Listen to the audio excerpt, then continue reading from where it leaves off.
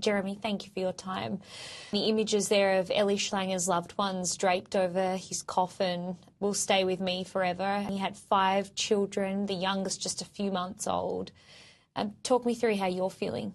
Well, much the same, having watched the funeral and the knowledge that there are many, many more to come. It's really very difficult to comprehend how we as a country and as a Jewish community, how we come out once we get through the immediate sense of suffering and trauma. I'm not sure I have the words really to answer that question. It is so difficult to find the words to try and describe how so many people are feeling at the moment. Josh Frydenberg gave an incredibly powerful speech today. What does his leadership mean to the community? Well, I think Josh captured today what many, not just in the Jewish community, but many people in Australia are feeling. This is a fork in the road for Australia, for the government, for our leaders at all levels, not just our political leaders, our leaders at every institutional level. And the question is, how are we going to respond to this once the immediate emotion and sadness pass? Do we go on as if nothing happened and wait until the next time something like this happens again? Or are we now prepared to stand up, to reflect on the last 2 years of incitement and hatred, of the dismissive attitude taken by so many late leaders to the concerns that were raised by the Jewish community about mounting anti-Semitism? Because how we respond will determine what this country looks like in decades to come. Many people looking at this and really want our leaders to act now. What do you want our government to do now, moving forward? Obviously, there has been clear failures, but what changes do you want to see now so that we can avoid a situation like this ever happening again? Well, I think first and foremost, there needs to be a recognition that the approach taken thus far of walking what I think the government believed was the middle path is not going to address this issue. The government needs to pick a side.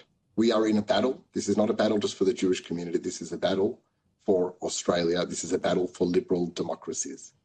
And I think in practical sense, Josh outlined what we all already know to be the case, that the consistent rallies, the weekly rallies on the streets of Australia in every state with calls for globalising the intifada from the river to the sea, when unchecked, it cannot continue any longer.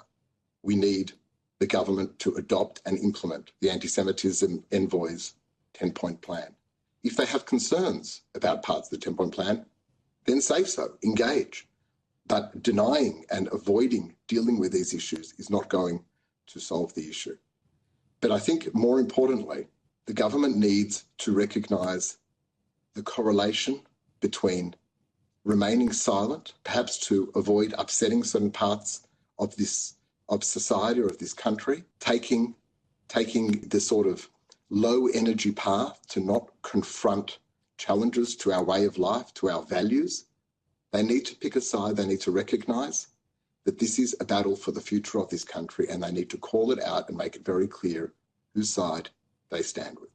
A lot of discussions I've been having, Jeremy, with people is that they just want recognition and acknowledgement from the government that it has failed its Jewish people, that it has failed Jewish Australians. The number one role of a government is to keep every Australian safe, and it has clearly failed to do that.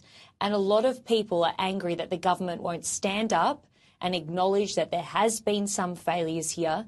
But what can we do, put a line in the sand moving forward to ensure that this never happens again? The government says that it wants to see changes, that it's working on these changes, it's now working on these recommendations. How does that make you feel moving forward, that the government hasn't come out immediately and announced changes now? It hasn't announced that it will reconvene Parliament next week. How does this make you feel, Jeremy, moving forward? Helpless. And I think that is how much of the Jewish community feel. We feel helpless because we've had this horrific foreboding sense for the last 2 years that this is not going to end well for us as a community. It's not going to end well for us as a country. And today, on Sunday, our worst fears were realised. And I think the first step in addressing this issue, and I'm not suggesting it's straightforward, that there's no quick fix to these issues, but we have no prospect of addressing them if we can't first acknowledge the mistakes that have been made in the last 2 years. And many of those mistakes relate to failures to speak out in a way and in a manner that makes it clear, that sets the tone and message for this country, for all levels of society, as to what is going to be considered acceptable behaviour and conduct and what is unacceptable. That's where we need to start. We need strong, principled, moral leadership without fear of offending to stand up for Australian values.